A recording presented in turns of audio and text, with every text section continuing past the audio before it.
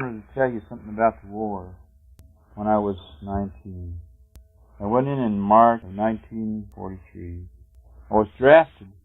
First I got out of high school, graduated from high school, Hoover High School, in February of 43, and went to work for Convair. You know what Convair is? It's down there on Lindbergh Field, right along there by Boom Trenchard's Cafe, and that used to be the main depot for San Diego, where you used to go get on the airplanes to fly away before they put the other air building down there where everybody gets flight terminal, I guess you call it. But anyway, I worked there. Anyone who got out of high school in those days could get a job just like that, anytime, because the war was on very heavily. I remember when I first heard about the war was in, of course, 1941, and I was still in high school. I remember when the war started, we said, well, we'll clean up those Japs in about 2 weeks, and the war will be right over, and we'll just clean it right up. And a lot of kids in my age were running down and joining the Army, and Dad said, wait, just hold your horses. You'll get in it soon enough. And he said, you finish high school, which was really good advice. And so I waited, and I got through, and I decided I'd go down and try to, after I got out of high school, decided I'd join the service. So I went down, and I can't remember now the sequence of events, but I joined the Navy. It was a matter of going down and going into the recruiter, you know, and signing up the papers. That's what it all amounted to.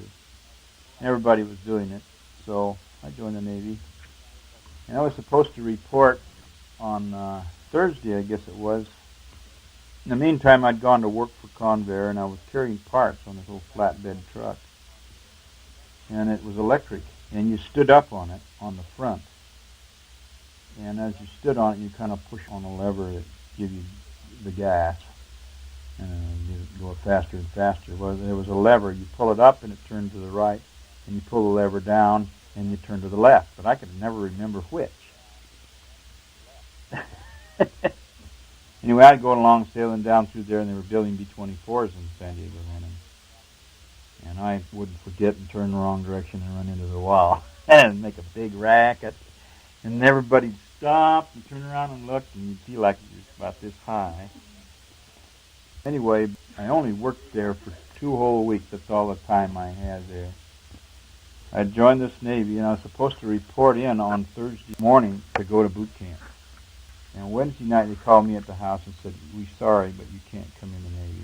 The government has just passed a rule, and we have telegrams out from the government that anyone who is draft age will no longer be able to go and join certain selective services. They have to be drafted first. A lot of guys were trying to pick, you know, what they wanted and go in where they want. But they said, however, when you are drafted, you then can pick the service that you want. So they said, yeah, sure, okay, fine. It wasn't but about 2 more weeks or maybe 3 that I got my word from the government that I was drafted. And so I went down. I guess it was somewhere downtown here in San Diego. And by this time I'm mad at the Navy because they wouldn't take me. So I thought, well, I'll just join the Army just to get even. That's how much the reason I had. Actually, I kind of felt like maybe I could get in the Army Air Force that way. Part of the reason, I guess. But anyway, being 19, I didn't know very much about service. So we went up to San Pedro, and there we made the decision up there, I think. They were all inducted up in Los Angeles. And it was at that time that I made the decision. I hadn't really figured it out before that. And so they sent me straight off to the infantry. That's where I ended up.